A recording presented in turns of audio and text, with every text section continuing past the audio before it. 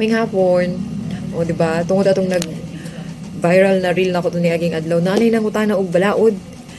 Ulo na dahil ko. Kaya di na ba ko abogada, ginuot ta.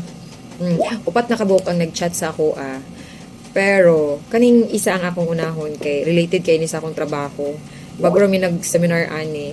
So, it's all about sextortion. Sextortion. Gisulat na ko ang iyahang chat kay gamiton man ako akong cellphone pag video. Pero ang iyang ingon is, "Good PM, ma'am. Akong igagaw ginahadlok sa iyahang ex. Pag dili daw siya makigjugjug ni Carlos kay ikanat sa Facebook iyang mga nudes sa una." Kaya nga nag-send og nudes ka nag-picture mo. Ano siya? Naanay boyfriend bago akong cousin, ma'am. Pero dakita gihapon silang Carlos kay mahadlok man siya. Pwede pa na mo kasuhan si Carlos, ma'am. Pwede ba? So, unsa di ay dapat buhaton kung kita ang naa sa ingon ani nga sitwasyon. Kintahay kita ang biktima. So, pinakauna ninyong buhaton is mo adto mo sa pinakaduol nga police station. Kung asa mo nasakop. For example, kung taga Trento ka, diri ka sa Trento mag-anhi niya, magkita-kita ta din dahil pag-abot mo diri sa police station, syempre, mag-investiga ta, tapos interview kun ka na mo, then, para mahibalaan nato kung unsay angay natong buhaton. Okay? Kung unsang mga krimen ang pwede ikaso.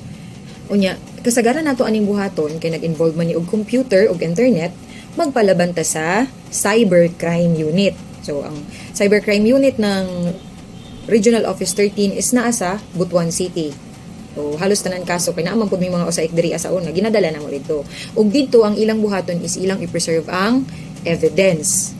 Then kung naay mga cases nga related sa cybercrime, pwede na nga sila ang mag-file.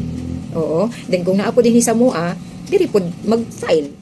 I mean, parehas atong among isa ka case nga naay sextortion ug naapoy rape. So, diri ang iyahang rape. Nga dito ang ilahang sextortion. Unya, kung adult na ang biktima, 18 years old pataas, ang ikaso ana or ang i-file na kaso ana is online sexual abuse and or grave coercion sa Article 286 ng Revised Penal Code in relation to Republic Act 10175. Unya, kung minor pod ang biktima, kasagaran ana is violation sa Republic Act 7610 o Republic Act 11930. Pero, ang mas maayo, ayaw na lang hugo-hugo at ubangan sa kamera para isend sa inyong uyab.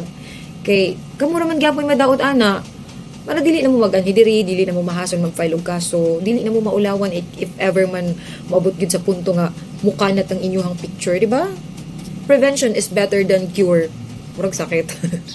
So, kung na may mga pangutana related sa mga women's and children protection ng mga balaod, pwede na po mo mag-chat sa ako, kay gahinan akong panahon. I-follow sad ko ninyo, aron makabot kong 5K. Magpa-ice cream ba ako, basta makasweldo ko sa Meta. Bitaw. Ang pingorot.